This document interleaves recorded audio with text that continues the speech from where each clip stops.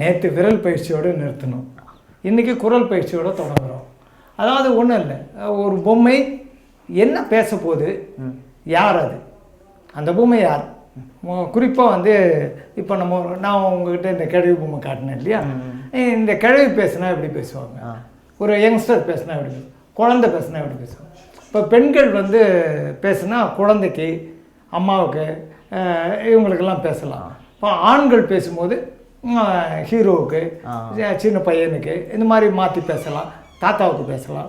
இது எல்லாத்துக்குமே வந்து நம்ம குரல் பயிற்சி எடுக்கணும், அது ரொம்ப முக்கியம். குறிப்பாக வந்து வாங்க வணக்கம்.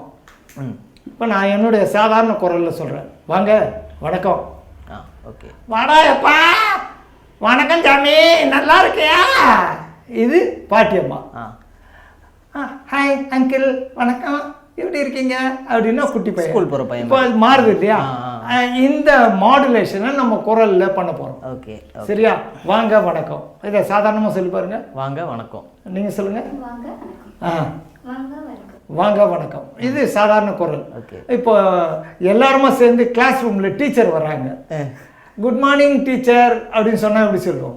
இப்போ டீச்சர் வராங்க, நீங்கள்லாம் ஸ்டூடெண்ட்டு, இப்போ எப்படி சொல்லுவீங்க. குட் மார்னிங் டீச்சர் பாட்டு பாடுற அந்த ஒரு ரிதம் இருக்கும் இல்லையா. அது காரணம் என்ன, கோரஸா குழந்தைங்க பேசினாலே அப்படிதான் பேசுவோம்.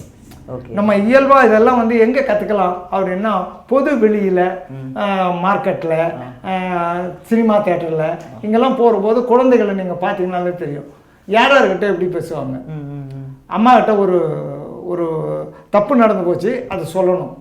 நீங்கள் கொடுத்த பொருளை நான் கீழே போட்டு உடைச்சிட்டேன், எப்படி சொல்லுவான்.